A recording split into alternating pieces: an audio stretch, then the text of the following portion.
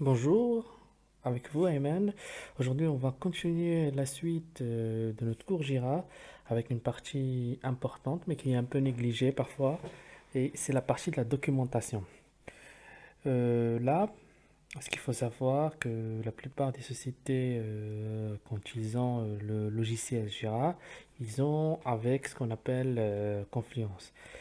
Et Confluence, ce qu'il faut comprendre, c'est vraiment un outil pour la documentation de ce que font toutes les équipes, que ce soit l'équipe de dev, intégration et validation. Chaque équipe a son espace dédié qui pourra, où elle pourra partager les connaissances, les expériences de chaque personne et échanger des informations entre les équipes. Donc, je vais vous montrer. Donc là, sur notre logiciel Jira, on a nos tickets et donc c'est les tickets de la continuation de des derniers cours. Donc et on va prendre ici, on a Confluence. Donc là, ça va nous basculer sur l'espace Confluence. Ce qu'il faut savoir, c'est que là, pour notre exemple, nous, on a juste un seul espace. C'est l'espace qu'on utilise pour notre projet. Mais si vous travaillez dans une société et que vous intervenez sur plusieurs projets, peut-être que vous aurez plusieurs espaces dédiés et que les informations euh, que vous voulez seront dans un espace ou un autre selon le projet que vous faites. Autre chose que je veux dire, c'est qu'il faut faire attention parce que là, comme j'expliquais la dernière fois, j'utilise la dernière version de Jira avec un compte gratuit, voilà, juste pour vous montrer le cours. Parfois, les sociétés, et ça, moi, je le rencontre souvent quand on intervient dans notre boîte, c'est que ils ont leur propre version. Parce qu'il faut savoir, c'est que Jira il peut être utilisé directement chez Confluence ou la boîte peut avoir ses propres serveurs avec le logiciel Jira. Donc, elle prend le. Elle sauve Jira, elle le déploie dans ses propres serveurs et elle ajoute les fonctionnalités dont ils ont besoin. Nous, avec la version avec laquelle on travaille qui est déployée chez nous, elle est un peu différente de celle-là. Donc, je voulais juste vous dire cette information comme ça, vous ne serez pas surpris si votre version est un peu différente, mais le concept est le même. Mais la seule chose qui va être un peu perturbante, c'est qu'il y a quelques fonctionnalités qui seront présentes dans cette version-là que je présente et qui ne seront pas présentes dans d'autres versions que vous pouvez voir dans des sociétés qui ont déployé leur propre Jira avec leur propre outil. Donc oui, j'en parlerai à fur et à mesure. Donc là, on est dans notre espace donc APPR, donc l'espace de notre projet. Donc ici, on est entré dans notre espace. Ça, c'est une page créée par Atlassien, quoi. C'est une page d'apprentissage pour juste vous dire, montrer comment on peut faire une page. Donc là, pour créer une page, il faut venir ici sur le bouton créer. Donc, il faut cliquer sur créer et là, vous entrez dans la mode d'édition d'une page, d'une nouvelle page. Ce qui est intéressant et ce que je trouve bien dans cette version-là d'Atlassian, c'est cet onglet-là. Et comme vous pouvez voir, ça donne des recommandations sur des pages que vous pouvez créer. Donc il y en a plusieurs options.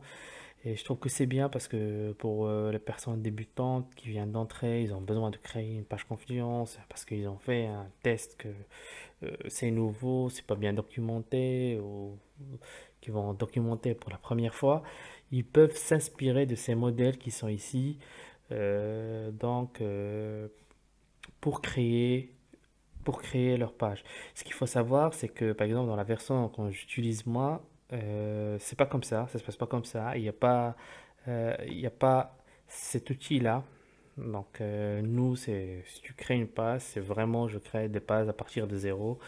Et donc tu crées aussi euh, Tu crées aussi ce qu'on peut appeler ça l'UI si vous voulez, ou le format de la page, donc depuis zéro.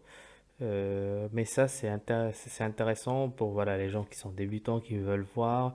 Ça leur donne des recommandations, ça leur donne des outils avec lesquels ils peuvent commencer à créer des pages Confluence.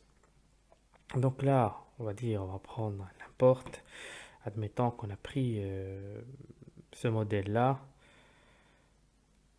Hop, normalement, voilà. Donc, on met ça à n'importe quoi. C'est juste pour vous montrer comment ça se passe. Et là, normalement, ça va nous créer le modèle. Donc voilà, comme vous pouvez, c'est le modèle qui était ici. Il a été recopié dans notre page. Il a été renommé avec voilà, notre titre. On va écrire titre de la page. OK. Et là, ce que vous pouvez voir, par exemple, c'est intéressant, c'est par exemple ici que vous pouvez nommer directement des personnes. Donc, admettons, vous pouvez venir faire le hâte et là, vous pouvez nommer directement une personne ou l'équipe qui vous intéresse. Par exemple, cette information, elle intéresse l'équipe validation. Donc, je fais add validation. Donc, l'équipe validation, ça me donne ça. Après, il n'y a qu'une personne dans l'équipe validation. Donc, ça fait la personne entre parenthèses. Il y a aussi la notion ici, par exemple, des statuts. Par exemple, admettons que c'est une page de livraison de produits. Par exemple, de la boîte où je travaille, il y a les pages de livraison de produits. Et cette page, on dit quel est le statut de la livraison. Est-ce qu'il est en cours? Est-ce que le produit est en cours de livraison? C'est livré? C'est refusé ou autre? Donc là, et on peut, par exemple, ça, on peut choisir la couleur et on peut changer le texte. Par exemple. Là, pour dire, admettons que c'est une fiche de livraison d'un produit, ce qu'on appelle une FLH. Donc, et là, on va dire que l'équipe validation a refusé cette livraison. Donc, on peut mettre un statut deprecated en rouge pour dire que cette version a été refusée. Donc, voilà. Ici, c'est la partie pour faire le format du texte. Désolé. Donc là, par exemple, si on prend, si, si on prend du texte ici, hop, c'est pas ce que je voulais faire. Voilà. Donc on peut le mettre en gras, en italique, on peut surligner, barrer si vous voulez, ou on le mettre en indice. Donc voilà les différents types de formats que vous pouvez utiliser. Par exemple, admettons que c'est une page qui liste des actions. Donc c'est des actions que des personnes doivent faire. Admettons que voilà, on va dire que on est venu ici, on a dit que cette personne-là, elle va faire, donc on va faire une puce, action 1, action 2, action 3, action 4. Donc là, on a listé quelques actions que cette personne doit faire. Donc par exemple, la personne a fait l'action, elle peut venir ici et mettre par exemple un barré pour dire que bon voilà, l'action a été faite. Après, il y a plusieurs manières de faire. On peut mettre voilà, des actions comme ça, par exemple. On va dire action 5. Et là, par exemple, si la personne a fini, elle peut faire ticker ce bouton-là pour dire que l'action a été faite. Après, euh, il faut vraiment voir c'est quoi les règles pour gérer les confluences d'une boîte. Chez nous, il n'y a pas de règles spécifiques. Il n'y a pas de règles spécifiques, mais avec mon équipe, on a essayé de définir des règles pour que ce soit un peu compréhensible et on ne se perd pas dans la recherche, l'information et tout. Euh, sur d'autres boîtes, vous pouvez avoir des règles spécifiques. Voilà comment ça se passe. Si tu veux créer, je sais pas, admettons que tu es un développeur, tu veux créer une fiche de livraison, il faut que ça se passe comme ça. Admettons que tu veux créer une documentation pour des tests, par exemple, d'interopérabilité. L'interopérabilité, euh, c'est c'est spécifiquement dans le domaine, je vais donner un exemple dans le domaine du transport, parce que c'est celui que je fais le plus. C'est quand tu utilises les cartes, par exemple, d'une société dans le système d'une autre. Je vais donner un exemple concret. Par exemple, à Paris, il y a la RATP, il y a la SNCF, et c'est possible, voilà, de passer avec des tickets que vous avez achetés à la RATP ou la SNCF l'une vers l'autre sans avoir de problème parce que voilà, il y a cette notion d'interopérabilité et de communication entre les systèmes de la RATP et de la SNCF. Donc, par exemple, pour les gens qui achètent des tickets RER avec lesquels ils peuvent utiliser le métro, par exemple. Donc, ça, c'est voilà un exemple. Donc, ce que je disais, c'est que voilà, vous faites un test d'interopérabilité, c'est compliqué. Et je peux vous dire que par exemple, l'interopérabilité, c'est des problématiques compliquées. Et donc, il n'y a qu'une personne, par exemple, qui est expérimentée dans ce domaine. Ça pourrait être intéressant qu'elle écrive quelques notions, quelques tips, quelques informations sur cette fonctionnalité-là pour aider par exemple ses collègues en équipe de validation ou c'est un développeur ou je sais pas quoi, je sais pas qui, hein, qui a l'information. Après, il écrit cette page Confluence pour aider les autres personnes à appréhender le sujet. Donc voilà, après c'est chaque boîte elle fait ses propres règles. Moi, je vous donne juste une idée générale de comment l'utiliser, pourquoi l'utiliser et voilà comment faire pour créer une page, la mise en page, qu'est-ce que les outils que vous avez en Confluence, comme ça vous ne serez pas perdu. Donc ici, on a vu, voilà, pour faire par exemple des actions. Donc il y a là une méthode. Je vous ai montré une autre méthode par exemple. On peut, c'est comme pour les Jira, il y a la notion de faire des liens sur des Jira. Par exemple, on va faire un lien sur celui-là et on va dire merci de traiter ce Jira, par exemple.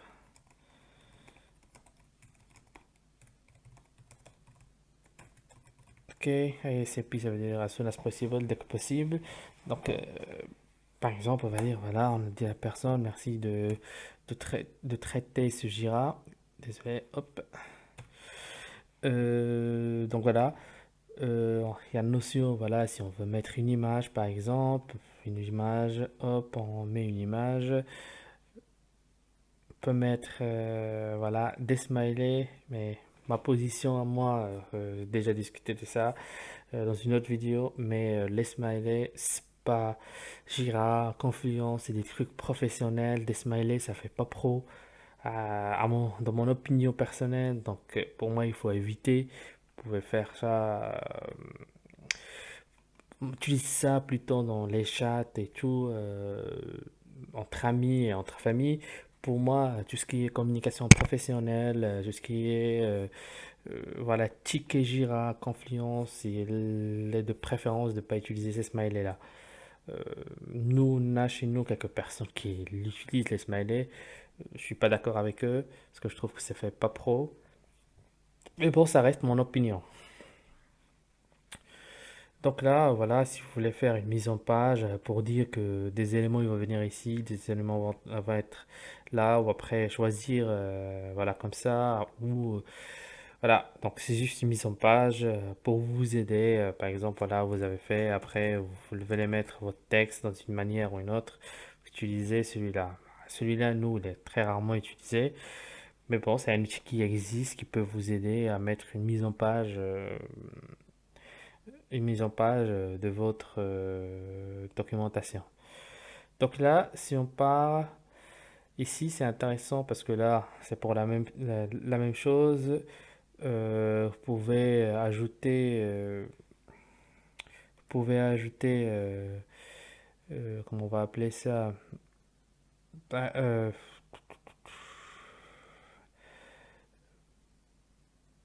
je sais pas comment on va appeler ça, mais vous pouvez ajouter ces petites boîtes, on va dire, pour mettre soit du code, soit des citations, soit des décisions ou des séparateurs, des dates.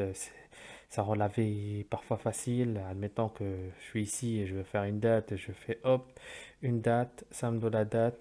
Et donc, admettons, ça c'est la date de livraison. Date de livraison produit, admettons, peu importe. Et par exemple, ça, il est attendu le 21 juillet. Après, on se rend compte pour une raison ou une autre qu'on ne pourra pas livrer à cette date. On peut venir et voilà, simplement changer la date. Donc voilà, ça fait plus clean au lieu d'écrire, j'en sais rien, comme ça, 2021. Là, ça fait plus clean et c'est plus clair que voilà, c'est une date. Donc voilà, donc il y a différents blocs, on va dire. Et par exemple, là, pour le bloc du code, ça vous laisse, par exemple, choisir quel langage. Il y en a plusieurs, on a déjà vu ça avec Jira. Il y en a plusieurs et voilà, on fait, par exemple, ça c'est du SQL, from table,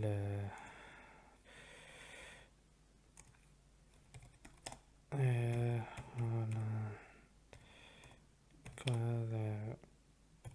voilà, peu importe, n'importe quoi. Mais voilà, ça met, ça va surligner après les mots-clés du langage. Comme ça, quand une personne, par exemple, elle va lire ce snippet du code, ça va être très clair pour elle. Elle va facilement s'y retrouver.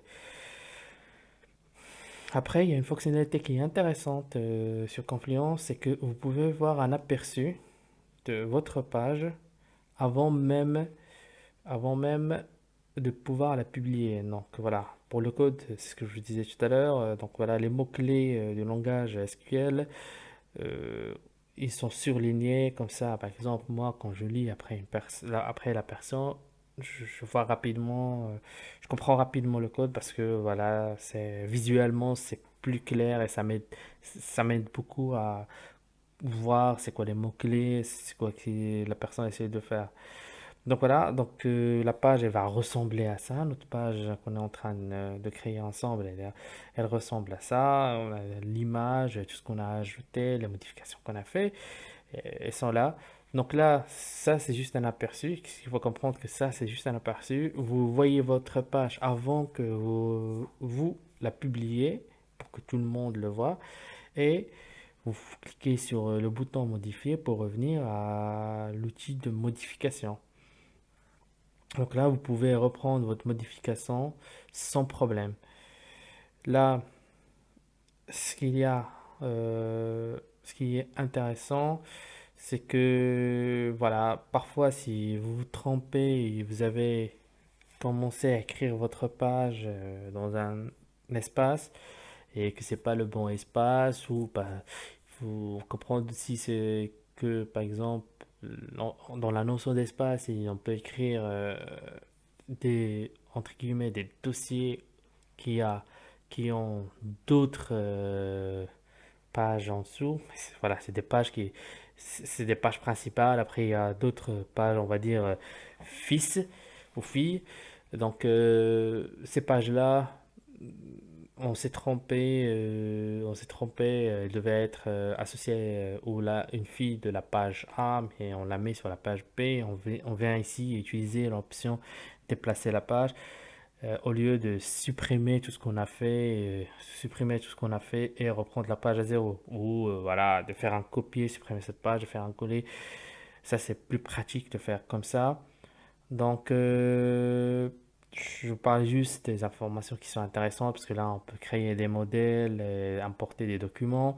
Là, si cette page, là, par exemple, on a commencé à écrire une page et on se rend compte qu'elle n'est pas intéressante, qu'il n'a pas lieu d'exister pour une raison ou une autre, on peut supprimer notre page sans autant, euh,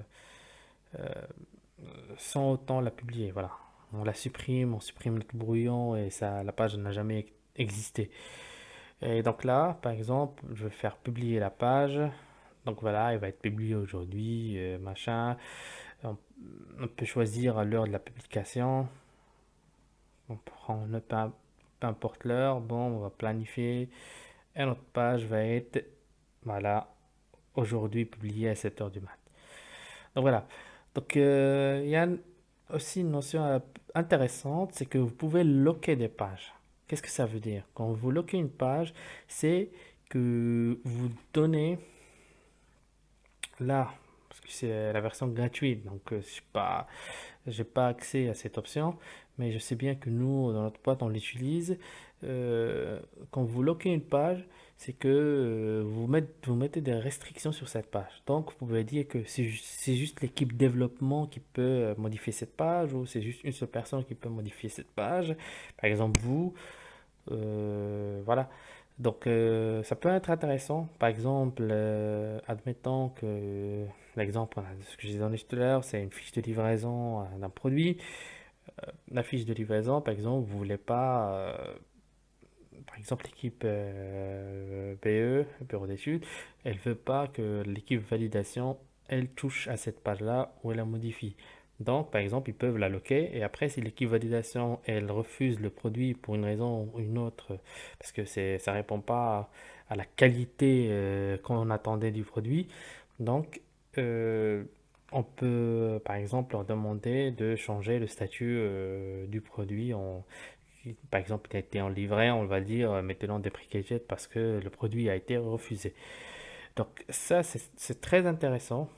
Je sais que chez nous, on l'utilise beaucoup pour restreindre certaines pages par rapport à certains projets pour que juste les personnes qui sont dans le projet qui ont accès pour modifier des pages. Et chez nous, je sais que la notion elle est un peu plus poussée parce que vraiment c'est compartimentalier euh, et que certains projets, tout le projet, elle est que accessible et modifiable par certaines personnes. Admettons, je travaille sur le projet A, je peux pas aller modifier les pages du projet B, par exemple la page Confluence, et parfois il y a des projets assez sensibles où il n'y a pas accès du tout, donc les pages ne sont pas accessibles et il faudrait des autorisations pour accéder à ces projets. Euh, donc il y a cette notion-là qui est pas mal utilisée, donc il faut savoir, par exemple, si un jour vous tombez dans ce cas-là, on vous renvoie un lien à Confluence, par exemple, sur une documentation où ça marche pas, vous dites pourquoi. Voilà, ça peut être ça que vous n'avez pas juste les autorisations pour accéder à cette page et qu'il faut juste les demander. Donc là, nous, on a fini notre modification. Notre truc, il est planifié pour être publié demain à 7 heures du mat. Donc demain à 7 heures du mat, on va voir ici une page qui va s'ajouter. Mais quand voilà, si je prends le brouillon, je vais voir qu'il y a une page, la page qu'on a fait aujourd'hui, titre de la page qui n'est pas publié. Donc voilà. Et là, je reprends ma page pour la modifier. Après, on va la publier aujourd'hui. Hop. Mais bon, dans le futur, donc c'est quelle heure? C'est 7h10. On va dire, je peux pas changer directement. On va dire 7h30 pour qu'elle soit. Oh, voilà, j'ai le droit de publier maintenant. Bon, je la publie. Et là, vous voyez que ma page elle a été publiée sur le champ. Donc si je reprends sur mon espace, normalement, je devrais l'avoir. Voilà. Donc, elle est bien publiée. Notre page, elle est bien publiée. Donc après, je peux faire ce bouton-là. Il est intéressant. Vous pouvez suivre la notion de suivre une page. Par exemple, si vous cliquez sur ce bouton, vous allez suivre cette page. Qu'est-ce que ça veut dire? Chaque modification qui va être faite sur cette page, vous serez notifié. Cette notion elle existe aussi pour les tickets Jira. Le fait de suivre un ticket Jira, si je prends un ticket, par exemple, je reviendrai sur Jira. Hop, si je prends notre projet, on va prendre nos tickets là. Et là, je sais pas où il est. Oui, voilà, il est là. Donc là, c'est ce qu'ils appellent ici option d'observation. Donc, si par exemple j'arrête d'observer, peu importe la modification qui sera faite sur ce ticket, je ne serai pas notifié. Donc, mais si j'ajoute, donc je m'ajoute au groupe d'observation, donc je démarre l'observation, toutes les modifications qui seront faites sur ce ticket, je recevrai une notification. Cette notification se fait par mail, donc vous recevrez un mail avec l'adresse euh, avec laquelle vous avez ouvert votre compte Jira. Donc, ce sera votre adresse pro si vous travaillez pour une boîte. Et donc, vous recevrez une notification à chaque fois qu'un ticket a été modifié.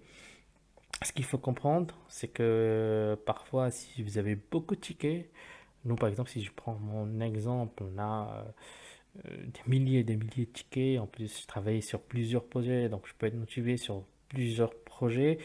Vous pouvez parfois être spammé. Vraiment, quand je dis spammé, mais vraiment spammé, vous aurez par exemple, si je prends mon exemple à moi, parfois j'en ai plus de 50 notifications par jour sur les tickets parce qu'il y a des gens qui ont fait des changements sur les tickets, soit ajouté des commentaires, soit ajouter leur temps, soit voilà, n'importe quelle modification qu'ils ont fait sur le ticket, ça vous envoie des notifications et ça peut être perturbant et on va dire ça peut être chiant d'avoir toutes ces notifications en même temps à chaque fois qui arrivent vous indiquant une petite modification sur le ticket. Donc là, s'il y a des tickets, moi ce que je fais mon conseil c'est s'il y a des tickets qui sont d'actualité, qui sont hyper urgents qui demandent de vous une réactivité rapide. Donc là, vous pouvez faire cette notion d'observation. Sinon, vous traiterez vos tickets dans votre cycle normal de votre société. Donc là, en revenant sur la page confiance, c'est la même notion. Donc, soit vous suivez, donc vous allez suivre toutes les modifications qui se passeront sur la page, soit voilà, ici vous suivez la page, vous suivez tout le contenu de l'espace. Donc soit vous suivez par exemple tout l'espace pour voir toutes les modifications qui sont faites dans votre espace de projet. Donc voilà. Qu'est-ce qu'il y a d'autre? Hop, hop, hop. Donc, ce qu'il faut savoir qu'une page créée, après, vous pouvez la modifier, que ce soit vous ou un collègue, tant qu'il n'y a pas de restriction, vous pouvez la modifier. Vous pouvez laisser des commentaires contextuels.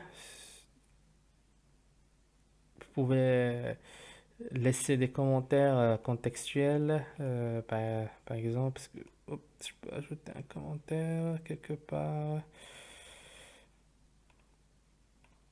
Pour l'instant, non. Hop, comment?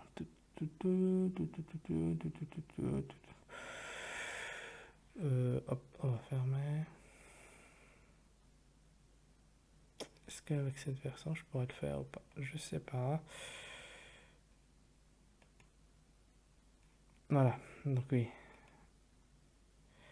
Bah, quand vous voyez moi-même, voilà, avec la version, ça change vraiment d'une version à l'autre parfois, les options où ils sont. Donc voilà. Donc, si on sélectionne le texte, donc on peut laisser un commentaire, par exemple, merci de mettre plus de précision sur ce point, peu importe. Voilà, on va enregistrer. Donc, Et par exemple, voilà, les autres personnes, ils auront ce commentaire-là, donc merci de mettre plus de précision.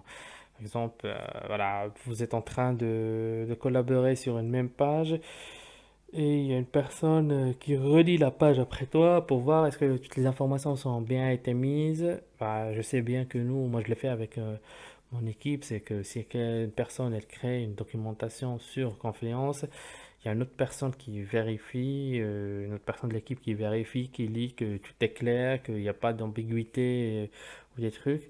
Et cette option-là, ça peut être intéressante. Voilà. Donc, au lieu d'appeler la personne et de discuter, vous laissez vos commentaires et la personne reprendra le truc quand elle aura plus de temps. Donc, voilà, ça peut être votre chef qui a vu un truc qui n'était pas clair parce que c'est une page qui parle, c'est une page qui décrit des tests et il y a par exemple un point qui n'était pas assez clair et qui veut que vous mettez plus de clarification. Ça peut être toute chose, tout commentaire que vous voyez utile pour améliorer la page, vous pouvez le mettre et aider à l'amélioration de la page. Donc voilà. Donc là, il y a les options, par exemple, pour partager sur un Slack ou autre. Par exemple, nous, on utilise la suite Google et on utilise avec le Google Meet. Donc, par exemple, si tu veux partager cette page avec ton équipe, tu fais, par exemple, share tout. Dans l'exemple ici, c'est Slack, c'est comme ça. Et puisque Jira et Confluence sont connectés directement avec ces outils-là, tu envoies directement là où tu veux sans trop t'emmerder. Après, il y a cette notion de mettre une star sur la page, donc de la mettre en favori. Pour moi, nous, dans notre contexte, nous, il n'est pas trop utilisé. Après, bon voilà, c'est juste qu'elle met la page dans vos favoris. Donc, il n'y a pas grand-chose à dire sur ça. Qu'est-ce qu'il reste d'autre à montrer sur la notion de confluence? Après, si vous avez publié une page et vous vous rendez compte que vous avez ajouté des erreurs, machin, vous pouvez, voilà, restaurer la dernière version publiée. Donc ça, c'est important. Par exemple, vous avez ouvert la page, vous êtes en train de parler à un ami, vous vous êtes trompé, vous avez mis des choses qu'il fallait pas mettre. Voilà, vous pouvez juste revenir à faire restaurer la dernière version publiée et voilà, il y a pas de souci, ça va remettre la dernière version publiée et toutes les modifications que vous avez faites ne seront pas ajoutées. Donc là, vous pouvez faire cette action-là, publier sans informer les personnes. Donc, par exemple, les personnes qui suivent, les personnes qui suivent la version, donc pas la version, mais qui suivent la page Confluence. Donc là, vous pouvez publier sans les notifier parce que, j'en sais rien, il y avait une faute d'orthographe et vous voulez pas notifier tous les gens que vous avez, voilà, juste corrigé une faute d'orthographe. Donc vous pouvez choisir cette option-là. Il y a cette option de voilà commentaires résolus. Donc quand les commentaires sont résolus, vous pouvez venir ici pour voir la liste des commentaires résolus. Et hop, hop, hop, hop. Ici, ça peut. Là, cette option, nous, n'a pas nécessairement. Mais voilà, ça vous montre les changements que vous avez fait à la page qui sont non publiés. Je sais pas si on fait un changement à la page ici. Hop, on va dire afficher les changements. Et voilà, donc ça montre où vous avez fait le changement. Et là, ça vous montre, voilà, cette ligne a été ajoutée. Si par exemple je supprime, admettons que je supprime ça, hop, et je fais un changement, fichier les changements, je vais voir que j'ai supprimé cette ligne. Donc là, tout le changement que vous faites dans la page, vous pouvez retrouver ici, par exemple, vous êtes en train de travailler sur ça, il y a une urgence qui est venue sur un autre truc, donc vous partez faire vous traitez votre urgence et là, vous revenez sur votre page et vous retrouvez directement un récap de ce que vous avez fait et vous pouvez terminer vos changements. Donc là, par exemple, moi, les changements que je fais, je suis pas satisfait des changements, donc je vais faire restaurer la dernière version, restaurer la version, et voilà.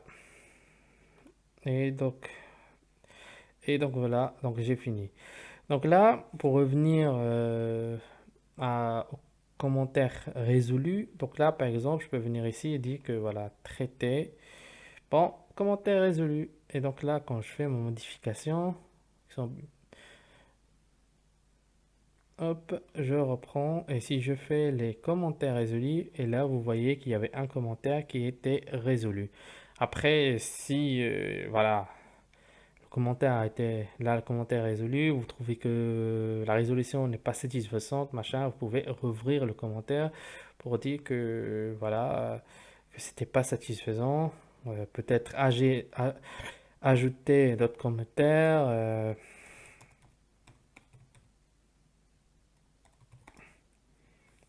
Voilà.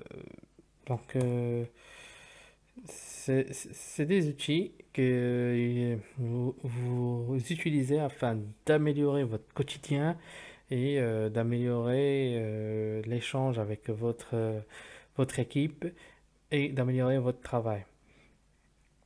Ce qu'il faut savoir, par exemple, ça, ce que je vous montre aujourd'hui, c'est très très intéressant, c'est très important pour vous, parce que là, admettons que vous travaillez sur un sujet qui est extrêmement complexe et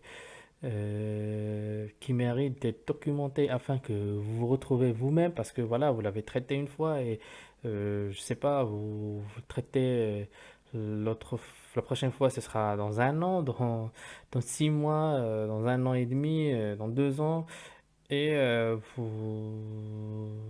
vous garantis que vous n'allez pas vous rappeler de ce que vous avez fait la première fois, parce que ça arrive toujours. On travaille sur un truc. On prend le temps de comprendre, on prend le temps de résoudre le problème, mais ben voilà, on est humain, on a d'autres choses à faire, on a d'autres priorités, et à un certain moment, on va oublier ce qu'on a fait. Donc, c'est très important de documenter ce genre de points, que ce soit des tests ou des documentations techniques pour les développeurs ou autres, peu importe que vous documentez ça afin que vous avez une base de connaissances qui est solide et qui peut vous aider vous et aider les prochaines personnes qui vont venir. Admettons, il y a une nouvelle personne qui vient dans votre équipe et vous avez trop de travail, vous n'avez pas le temps de lui expliquer tout. Vous pouvez référencer des pages Confluence directement dans les Jira en disant, bon, pour plus de détails, merci de euh, vérifier la page machin. Donc, je vous ai déjà montré comment ajouter des liens dans les Jira. Donc, vous pouvez ajouter directement le lien de la page Confluence. Et voilà, la nouvelle personne qui va traiter le ticket et peut avoir une base de connaissances qui peut l'aider à traiter le ticket sans nécessairement venir vous voir chaque 5 secondes. Donc c'est très très important parce que je sais bien que pour nous, on traite des sujets un peu complexes, que ce soit des sujets bancaires ou d'interopérabilité ou autres. Et je sais bien que plus d'une plus d'une fois, ce qui nous a aidé, c'est qu'on a documenté tout. Donc avec mon équipe, on a pris l'habitude de vraiment documenter tout, de mettre des procédures, de mettre pas mal de choses. Et là, quand le sujet il revient un an, parce que parfois tu as un problème que tu l'as aujourd'hui, il est résolu, mais il peut revenir d'ici un an, tu as le même problème ou un problème similaire, tu as déjà une base de connaissances voilà, une page que tu peux revisiter, te rafraîchir la mémoire ou apprendre le sujet depuis le début. Et là, ça te facilite vraiment la vie pour pouvoir avancer sur le sujet et le traiter dans les meilleurs délais. Donc là, je pense que j'ai fait un peu le tour des pages Confluence, donc leur utilité, comment en créer une, les différentes options qu'on a. Donc si vous avez des questions, n'hésitez pas à les mettre dans les commentaires sous la vidéo et n'oubliez pas de vous abonner. Il y a plein de belles choses qui vont arriver.